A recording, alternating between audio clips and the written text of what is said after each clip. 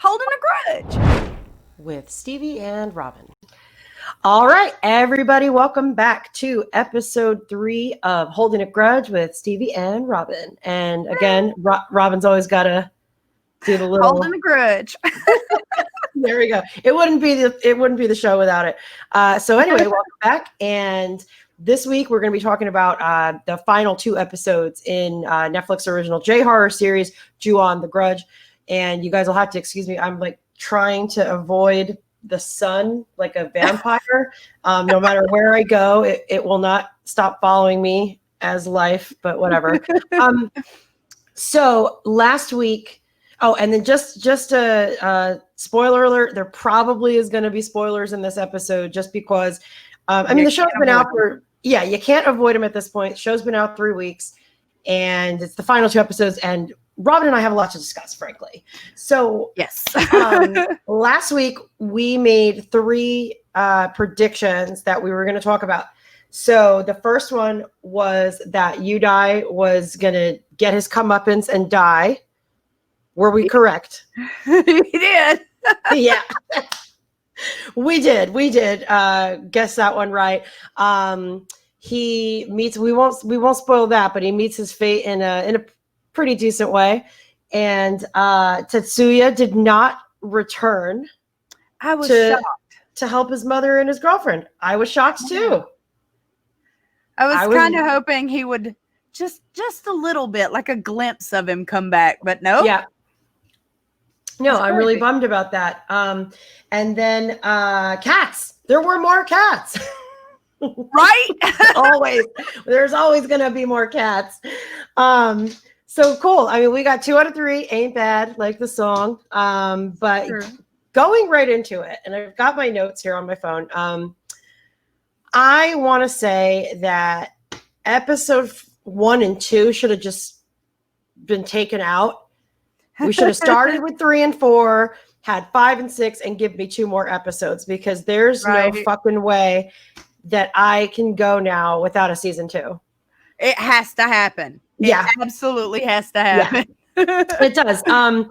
Can we just talk about first, right before we had started our broadcast, Robin and I were talking about the song at the end credits, and we have a tendency to skip the end credits, get right into the next episode, so I actually hadn't listened to the song until episode 5 ended. Yeah. At the end of episode 5, I was like, and I didn't want to move. I wanted to just continue watching. And I was just like, what the fuck just happened? Like, I was trying to process everything. Exactly. But the song, in case anybody was wondering, it's called Son Kaino. It's by a Japanese group of women called Mareru. And the song title, I believe, means destruction, which, if it does, it is very fitting. So perfect. Oh yeah, not only for the world of Ju-on, that it takes place in that world, but just the house and all the characters and their self-destructive nature. Absolutely. So the song's not actually in Japanese, but it's in, and if I'm saying this right, Ainu, which is the native language of the indigenous people of Japan. So, fun facts for everyone there. The more you know. But, so to kick us off, tell us a little bit what's going on in episode 5. We start off with Kiyomi and Yudai. And we're in 1995 now. Yeah, we've jumped one more year, step by step, getting closer to what happens in the actual movie. And she is now a prostitute. She is literally selling her body to gross men and apparently a heroin addict or some drug. I don't say it's heroin, but she's running up drugs. Yeah. And of course, Yudai makes his appearance, and he doesn't care anything about her. He just knows she's got something to give him a fix. Yeah. And he's not doing too fucking well for himself either. He's literally selling his organs. So. I completely forgot. That was like, dude, what are you doing? Yeah. So, and that right there, their story came full circle for me because it was so sad to see them go from bad to worse, basically. Right. Just terrible. Yeah. And I don't know. Go ahead. I was just going to say, it just really broke my heart. Her whole storyline broke my heart. Right? And then you find out that their son isn't even dead. Nope. And because she says that right off the bat, and then it gets really confusing because she talks about the house giving her her son. And I'm like, is that a metaphor, or did somebody show up and say, here, take this baby? I kind of have a theory about that. Okay. We find out in episode 6. Yes.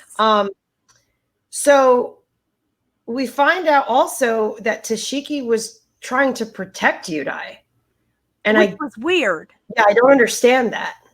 I've yet to figure out if that's what was happening or if he was just repeating run away, maybe to himself. Oh, yeah. And he was trying, it was like, I have to run away. Yeah, or was that what the house was telling the boy? Right. So he saved Yudai, but in the end, again, self-destruction. It was, he tried. So before we move on, because things get really crazy toward the end of episode 5. We've got Kiyomi. She, kills Yudai finally, fucking finally. God. Almost 10 years later, she finally kills him. And as we know, nobody actually stays dead in the Ju-on universe. Nope. She returns to the house. Yeah. After she kills him. And I almost feel like she was asking the spirits for mercy. Like she wanted death.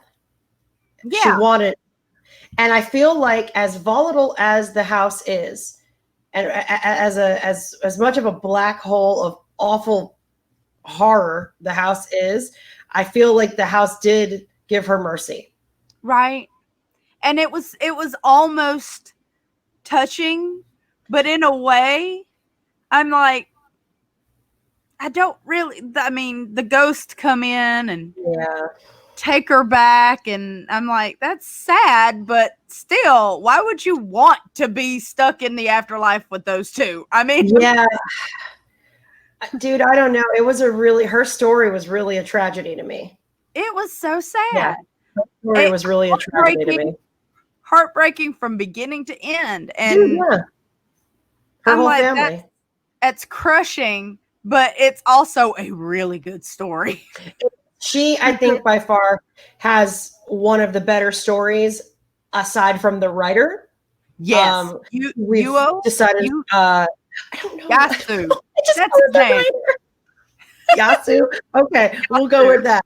I'll probably stick with the writer so I don't butcher the poor guys. So we finally find out the writer's backstory. We find out his true connection to the house. We find out his family, just to give a kind of a refresher to anybody in case you might have watched the episodes before we did. So he lived in the house until he was 5 for about a year. Yeah. So his sister disappeared. She was 8. I remember for some reason she was 8. And his father disappeared. Yeah. And for whatever reason, the writer was allowed to live. The house never came after him. Yeah. But the house reveals so much to him. Stuff that he shouldn't even know. Exactly. And it's great. So that, and the introduction of the detective, which, more characters, but like we fucking need them. But right. I liked the introduction of the detective because it allowed us to get backstory without having to sit through flashbacks through his conversations with the realtor. So that was a nice touch. And then I think from a viewer standpoint, the black and white aspects of episodes 5 and 6 were beautifully done. I loved that. Every time there was a flashback, it went to black and white, and I was like, oh, this is so good. Dude, yeah, it was super noir and creepy and tasteful. Right? You know what I mean? Good. It was very beautifully shot. And the creep factor of the shadow woman, like, can we just say that fucking freaked me out? And I think, okay, this is just a little, because I've seen all the Ju-ons, but like one, there is one called White Ghost, Black Ghost. Yeah. So, and I'm wondering if that's a nod to the Black Ghost. It may. Because so you have the lady in white. And the shadow lady. Right. So that makes sense. I've never seen White Ghost, Black Ghost. But that would make sense. It's so good. It fits. Everything just fits, and it's so good. So we know. So we learned so much in episode 5 before the ultimate episode, and I had to look it up. I don't normally like to do this because I like to theorize for myself and you know, have my own speculation on things. But I was like, is there fucking time travel? But I don't think there is. I just think that time doesn't exist in that house. Right? It's almost like a portal kind of. What do you think of that? Because things just happen simultaneously across time, it feels like. I actually had a thought that it was repeating. It's the same thing repeating. Okay. Like when Kimi goes to the house and busts the window with the stick. And she sees essentially the shadow woman. Yeah, and she sees, so it's like a recording. It just keeps repeating and repeating and repeating. Mother gets killed. Father does it. Father kills himself. Child gets killed. Son, the one son stays alive to tell the story. And it's just also, did the house know that he was going to grow up and be a writer? You know what I mean? Like that kind of. I want to say it kind of did. I like to think that. I feel like that house knew because it wanted its story told. Maybe it didn't know he was going to be a writer. Maybe it influenced him to be a writer. That's a good thought into it. I just feel like there's so many aspects that once the writer, like, you know, like when something bad happens to you, you know, like trauma wise, we push it out of our mind. We're built that way as humans. So the writer turned to the house to relive his trauma and jog his memory, you know? So once he learned what really happened to his family, you know, it's almost like he realized that the house only let him live, almost like a serial killer would decide to not kill one victim just because he wants the fame and notoriety. Mickey and Mallory. Yes. Natural born killers. There you go. Get our asses on the news. Let's do an interview, you know, that kind of thing. Right. We've got to have this story told. And because the more people that piques its curiosity about this house, the more people come to the house. And the more souls it takes or blood it gets or whatever monster thing it does. So with that, we know now that the house in itself is like a fucking living entity. Okay. Right. So, and then having seen the movies, which you've seen way more than me, but having seen the movies, did this live up to your expectations of a true origin story? It blew me away because I didn't ever expect it to have an origin stories. I just accepted that Kayako and Toshio was the origin. And then this came out and I was a little hesitant. And then I was like, well, this is good. Dude, it is good. This fits. Really good. And I'm actually surprised in a big way of how good it was because I was anticipating such trash. Yeah. And maybe that's why I like it so much. You know what I mean? Like, well, we've gotten force-fed so many reboots and remakes and reimaginings and sequels, prequels. Blah, blah, blah. I just can't deal with it anymore. Like a scroll of like everything. Just so many rehashes of stories that we know and we actually love, and they've been messed up. Some of them have just been trash. Yep. But you get these rare gems of stuff that's, oh, okay, this makes sense now. This fits in with the lore. And I'm a big proponent of lore. Yes. And when it's done well. Yes. And this was. It was perfect. Well, it was almost perfect. I mean, there was things that could have been maybe sped up just a little bit. But again, a lot of stuff, you know, we keep coming back to the whole lost in translation thing. I think a lot of that maybe just boils down to like such vast cultural differences as well. You know, especially like just a lot of the dialogue was very, very lost on me. It's almost like I would have preferred them just not, or I should have just watched it in Japanese with no subtitles. See, I watched it in Japanese. Well, no, but subtitles. Oh, okay, yeah. No subtitles and oh, okay. I feel like I would have understood more what was going on than to read it, because it just seemed like so much more was said than what was. You know what I mean? Right. But thankfully, I will say these actors and actresses did a wonderful job. I was so impressed. Yeah, you know, like so much was said. Like Haruka, for example, her actress was amazing. In addition to Kiyomi, but like so much is said just in their facial expressions and their eyes that even if they say what sounds to me like 3 sentences and I get 4 words in a subtitle, I can understand because they're doing such a good job at portraying the character they were, you know, that they were given on a piece of paper, and they've brought it to life in such a way. Yeah, you start feeling exactly what they're going through at the moment. And that's why I think Kiyomi's story was so heartbreaking, because that actress was heartbreaking. Yeah. And you know, I know she belongs to the house now, but if we get a season 2, I would love to see her. Me too. As a spirit, maybe. I don't know. I don't want her to be done. So speaking of belonging to the house, now we're going to go into episode 6. More characters. Yes, more characters. We now know that the house is just like a timeless black hole, with everything existing all at once. We've got a new family, pregnant woman again, and a man, and the writer decides he's going to show up and warn them, and they learn the hard way they should have listened. Oh yeah. I'm sorry.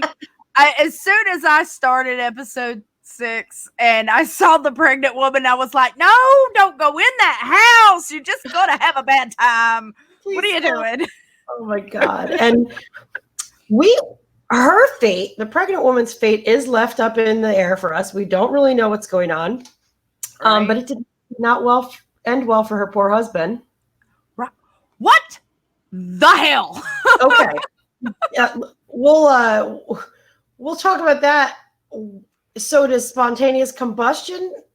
Was that what that was? I'm not sure. But apparently that's what happened to the writer's dad.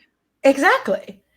So like, mind blown here. Anybody watching, of course, leave comments on anything that we've already discussed, but please give us your feedback on this.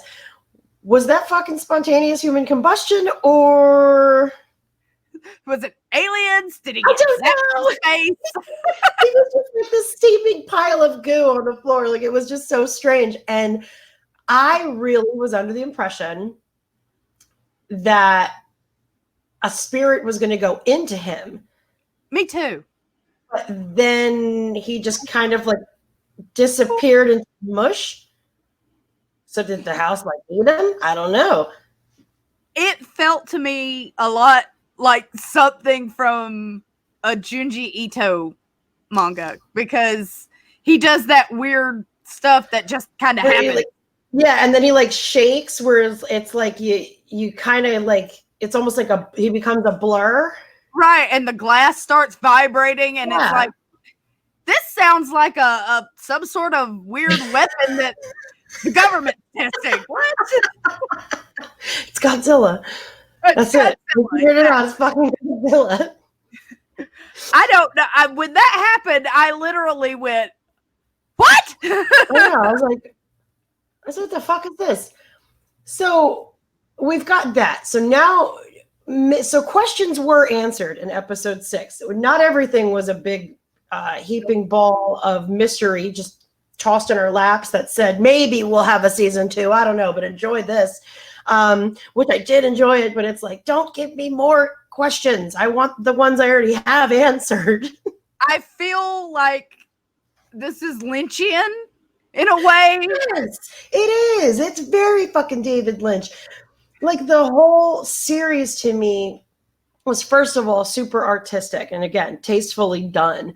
Love and just bizarre and absurd things, and bizarre and absurd dialogue, which, I'm a fan of. Exactly. And it doesn't stop because they keep throwing out that buried together. Mm-hmm. Are you needing to be buried together? Or are you buried together and need to be separated? I have a theory. Here's my theory, and I've got my notes here. So we're kind of jumping around a little bit, but we'll get back to the events of episode 6 in a second. But here's my theory, because you brought it up and reminded me.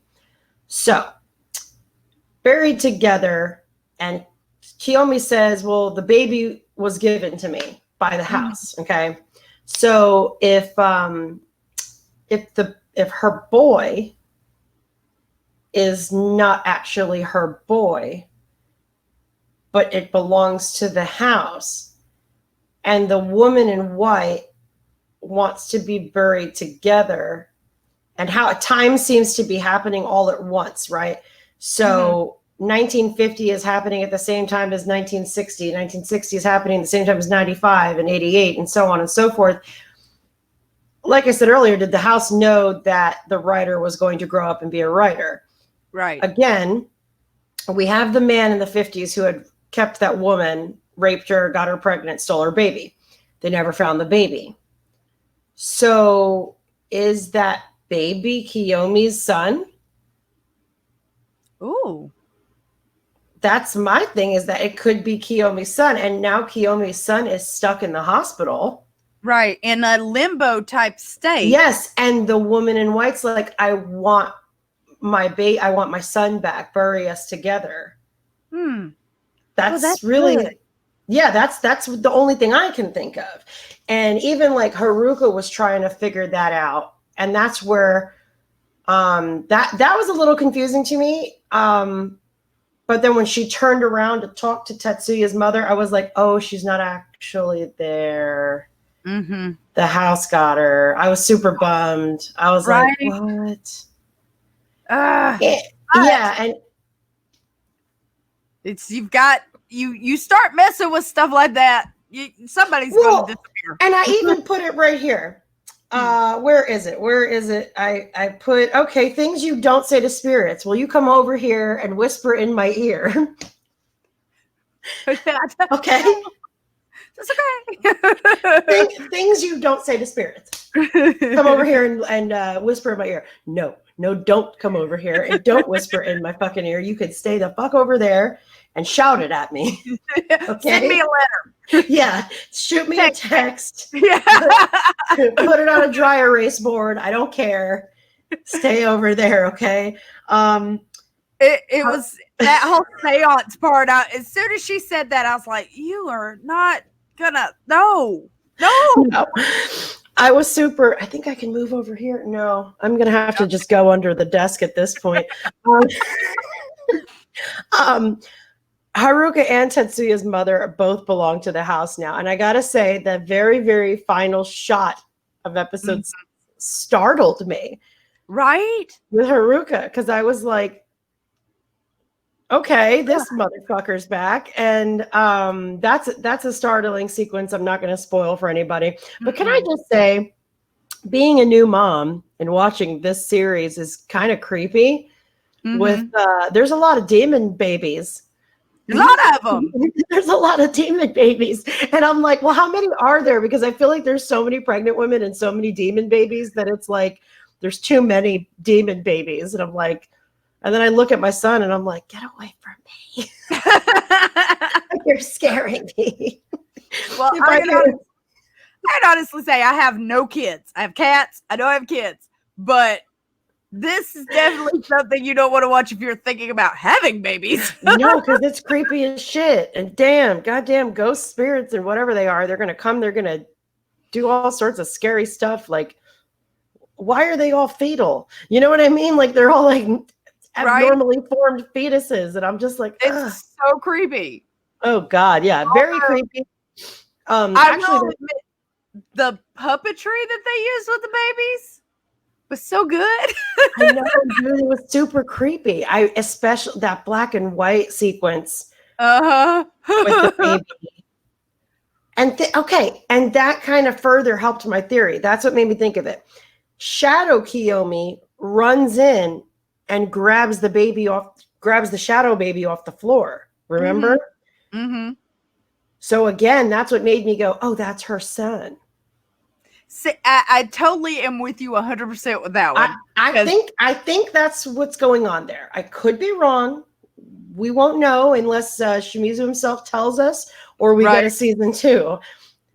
It would be cool for the first one, but that's probably not going to happen. So we're going to have to wait on season 2.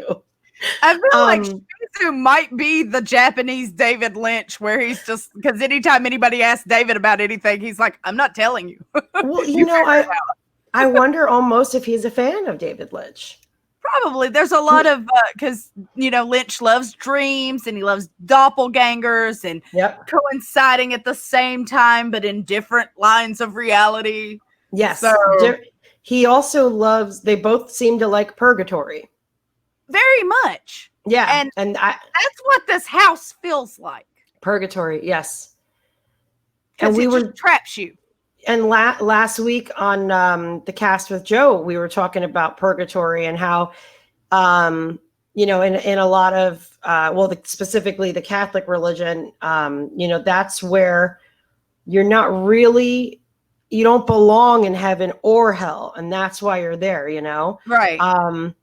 Because you, not necessarily that you have unfinished business, but because you are not good enough for either, maybe, right. And that's the kind of way that I look at it. Yeah. Dude, this was just such and I was pleasantly surprised that it actually exceeded my expectations, because with how good of an episode 4 was, I was like, oh man, it can only go down from here. But it did go up. It went up. I'm just trying to think if there's anything that I haven't covered on my list here, but I think that you and I pretty much agree on everything here. Holes in time, volatile spirits, seances, things you don't say to evil spirits. Absolutely. We both want there to be a season 2, because here's the thing: the writer and the social worker are the only ones left alive. Besides the detective. Yeah. And we don't know the fate of the pregnant woman, but I think that's it, right? Yeah, that's the only ones that the house has not claimed yet. And I wonder, so the little boy, I keep forgetting his name, starts with a T. Toshiki or Toshiko. No, not Toshio. Not Toshio. Son. Yes, Toshiki. Oh my God, the names are too similar. Stop. He's in a coma. He tells the social worker, run away. Now, again, is it a warning or is it for himself? Right. We don't really know. Does that mean she's next? Is he telling somebody else that we don't even see to run away? It could be. I mean, is he stuck in a time loop too? I don't. It almost makes me wonder if he is, because he keeps appearing even though he's not dead. But it's almost like maybe he's like a death omen. Right. You know, you like something that you see or hear before you die. And this is also something that I've been thinking about, because his name is very similar to Toshio from the movie. And aren't they similar in age too? Yes, they're very similar in age. And Toshio makes cat sounds. And if you've noticed, there's been cat sounds every time shit goes down. Now, do we know? No, I don't think. I was going to say, do we know any of these characters in the other movies? No. Not yet. Not yet. I'm trying.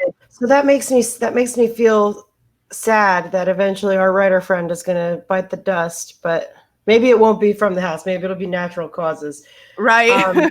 But that is something that made me wonder. I was like, if the house wanted the writer to stay alive, why? And I know he's a new character to the universe that was necessary to the story, but why have we never seen him in any of the other Ju-on movies? You know? It's been a hot minute since I actually watched the Japanese or American versions. Right. I've been meaning to go back and watch them since I've been watching Origins. That's actually what I'm going to do next. But I'm pretty sure maybe his book has made an appearance, not necessarily him. Yeah, it could be. Because there's been a lot of times when the detective, when he showed up, I thought, oh, finally we get a detective in here, because they actually played a big role in the movies. Yes. The detectives.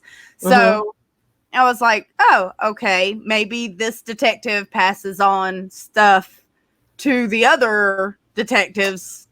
That's what I'm thinking, like case files. You know, a lot of the times you'll see in other shows, like a cold case from 30 years ago.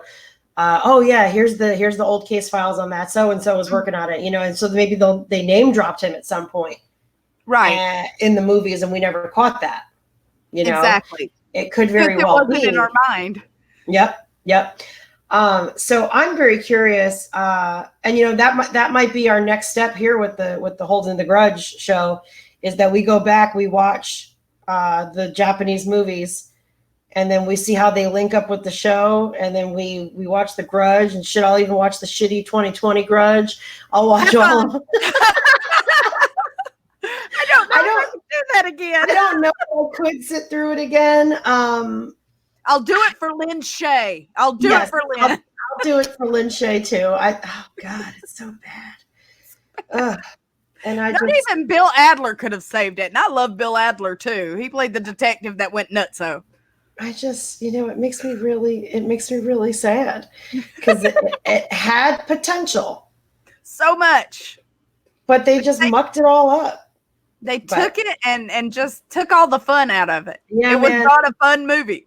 But you know, it, like we've discussed before, they've confirmed that it's canon. And I don't really understand why, but they've confirmed that it's canon. So damn it, I gotta watch it again. And I'm gonna watch it all in order. And I'm gonna make like a spreadsheet, like a crazy person. And I'm gonna make like a detective board with like the strings connecting everything. Gonna end up like Charlie Kelly, who is Pepe Sylvia. I have to say that this is probably one of my favorites origin stories.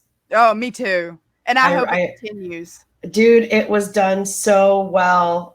Like we discussed last week, you know, I really hope, now that we know what happened in 1950, I still would like characters and episodes from that time period. Me too. I really think it would be so interesting and just entertaining to have the perspective. It'll be so much fun just to deep dive into it. Yeah. And then again, I believe, it was in episode 6, because the couple's moving into the house. You hear in the background on the news, a very gruesome murder has happened. Right? What the hell was that? They found authorities say they found the 8-year-old boy's head on a post, and I'm like, what? What the fuck? So then it makes me wonder, the prison guy, is he wrongfully accused? Is the child killer still out there? I totally forgot about him. Yes. They never wrap up his story either. No. And have you noticed there's a lot of M's? Yes. I don't know if that has anything to do with it, but a lot of the family names started with M. And murder? I Monster House? I don't. Shit. I mean, there's so much that I feel like I have to go back and watch it again, because I feel like there's small connections like that I make at the last minute, and I'm like, oh fuck, is this prison guy not actually guilty? Is it a red herring? It could be, because I did go back and I tried to look at a picture of the guy from the first episode and the guy from the prison, and they very well could be, but we never see him kill her. We just hear him punching her, right? Or whatever, slapping, whatever he's doing to her. We don't see him kill her. So he could have just been, which just doesn't make it any better, but he could have just been a fucking weird pervert that abducted her, but he didn't kill her. Because why did they focus so heavily on the fact that this little boy was murdered in such a gruesome way? You know what I mean? Yeah, because that's not just, so-and-so from this prefecture has been missing for so-and-so. No. His head was off. It was on a spike in front of a gate. Why do you... Woof. There's a reason that was in the episode, I feel like. Right. So those are my theories. Kiyomi has a shadow baby, and the prison guy's not actually guilty. He's just a fucking pervert weirdo. So I don't know. For all we know, he may not have even abducted that little girl, because she seemed pretty comfortable with him. Right? I mean, she seemed like she wasn't scared of him. She seemed like she was scared of the tape. He was maybe driving her somewhere. He very well could have been her older brother or something. Yeah. The thing that I have been thinking about through this whole entire thing has been those background tidbits. Yeah. And how they could possibly work into other stories. And it almost feels like Derry, Maine, where shit happens all the time because of an evil entity. Yep. And you'll see them in the news articles, or you'll hear them randomly.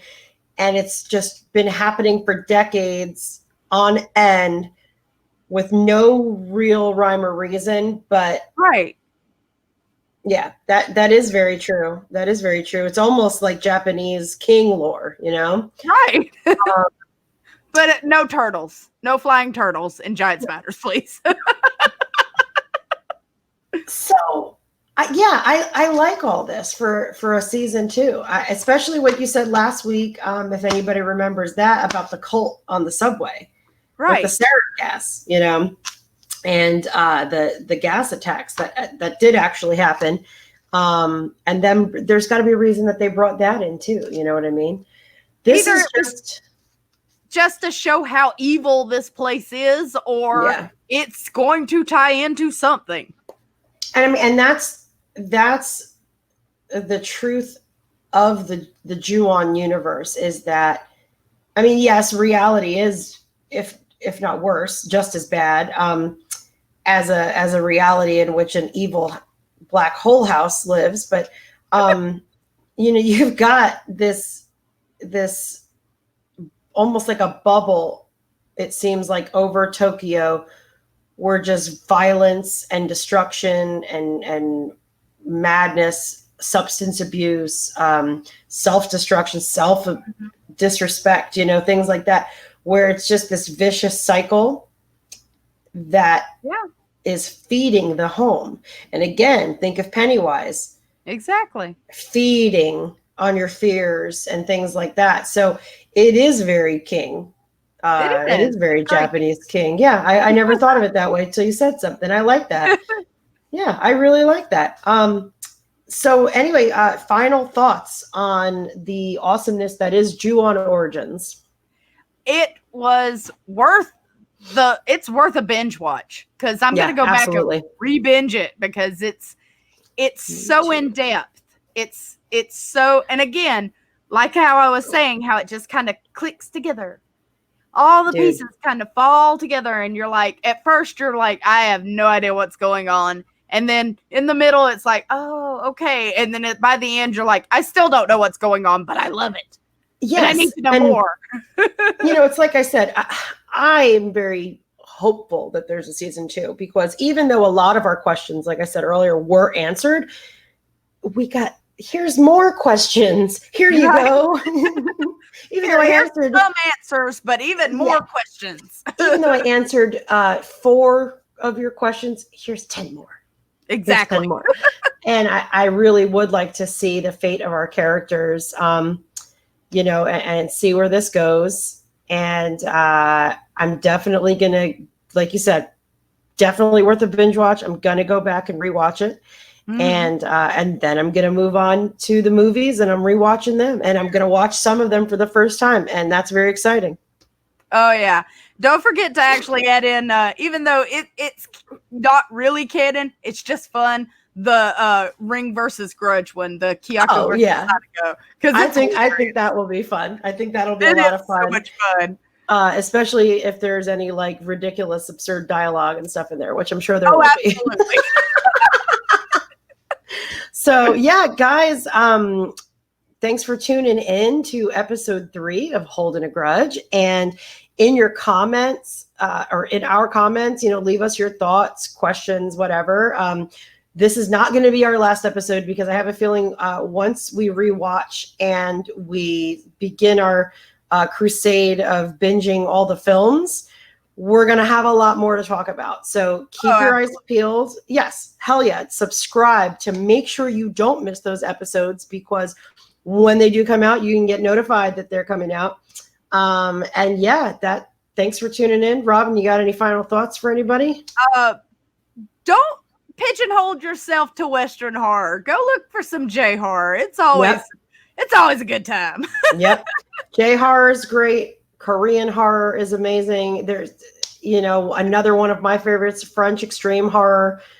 Foreign horror is good, guys. So good. Yeah, it is really good, and it's worth your time. I know subtitles can be a pain in the ass, but I mean, come on. There's worse you could be reading. You know what I mean? Like there's worse things you could be reading. Jesus Christ. The news headlines are worse, okay? Good Lord. But again, thanks for tuning into Holding a Grudge. Yeah. All right, guys. Again, subscribe. That way you don't miss out on future episodes of Holding a Grudge, because we've definitely got a lot more to say. All right.